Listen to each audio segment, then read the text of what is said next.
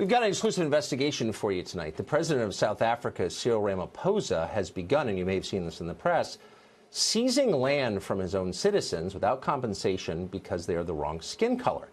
That is literally the definition of racism. Racism is what our elites say they dislike most. Donald Trump is a racist, they say. But they paid no attention to this at all. In fact, Ramaphosa is one of Barack Obama's favorite leaders in the world. In a speech just a few weeks ago, Obama praised him. He praised the racist government of South Africa and Ramaphosa by name for, quote, inspiring hope throughout the country. Does our current bureaucratic elite agree with that? Apparently they do. We called over to the State Department for comment on South Africa's land seizures, seizures which should be getting worldwide attention because they are immoral but are getting basically none. And the State Department replied with what is, honestly, an unbelievable statement. We're going to quote it for you at length. Here it is, quote, "We are aware of these reports and have been following this issue very closely for some time. South Africa is a strong democracy with resilient institutions, including a free press and an independent judiciary. South Africans are grappling with the difficult issue of land reform through an open process, including public hearings, broad-based consultations, and active civil society engagement. President Ramaphosa has pledged that the land reform process will follow the rule of law and its implementation will not adversely affect economic growth, agricultural production, or food security." End quote. State Department did not mention that by following the rule of law, he has changed the country's constitution to make it possible to steal land from people because they are the wrong skin color. In other words, nothing to see here, says Mike Pompeo's State Department. It's totally okay for South Africa to steal property for racist reasons because they are, quote, a strong democracy and held, quote, public hearings.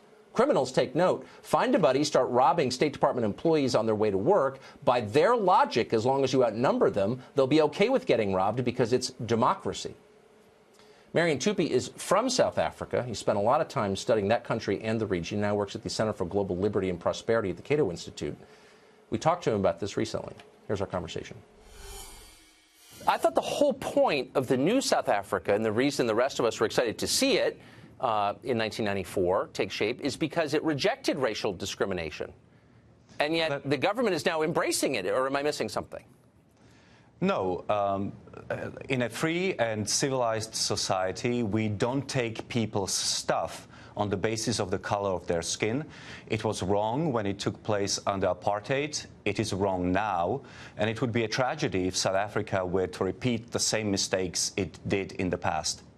So there are really two levels here. First is the moral level, and you and I are in agreement that it's always wrong to punish people for what they look like.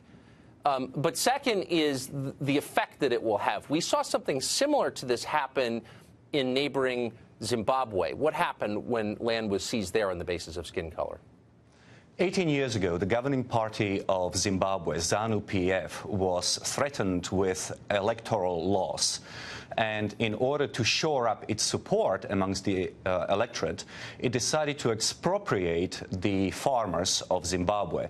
What that led to, aside from horrific violence, was a total economic collapse of the country. Half a century of economic growth was wiped out in Zimbabwe as a result of this particular policy. The country experienced hyperinflation and had to abandon its currency. The country's unemployment rate was roughly 90%. Life expectancy plummeted. Child mortality increased. And, of course, the agricultural production has collapsed and hunger ensued. So the Western media, particularly the media of the United States, has resolutely ignored this. This didn't just happen today. This has been unfolding over a period of years. The Trump administration has not weighed in on this. How should the U.S. administration respond to this human rights tragedy that we're watching unfold? Well, the first thing that needs to be made clear is to denounce the policy. The administration needs to make it very clear that it is both immoral, because it targets a specific group of people, and I thought we were beyond that. And secondly, that it would be economically destructive. So we need to make it very clear where we stand. Secondly, South African government needs to be aware that the law, the African Growth and Opportunity Act, under which South Africa trades with the United States requires the President of the United States to expel countries from AGOA that do not respect property rights and due process. So South African government needs to be aware that if it changes the constitution and legalizes what is essentially theft of private property, it will be kicked out of AGOA, and further negative economic consequences will ensue.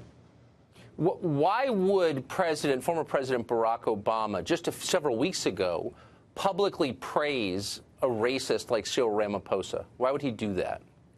A lot of people hope that Cyril Ramaphosa is playing some sort of a three-dimensional chess, that he's just trying to appease the far left of his political party and the far left in the country.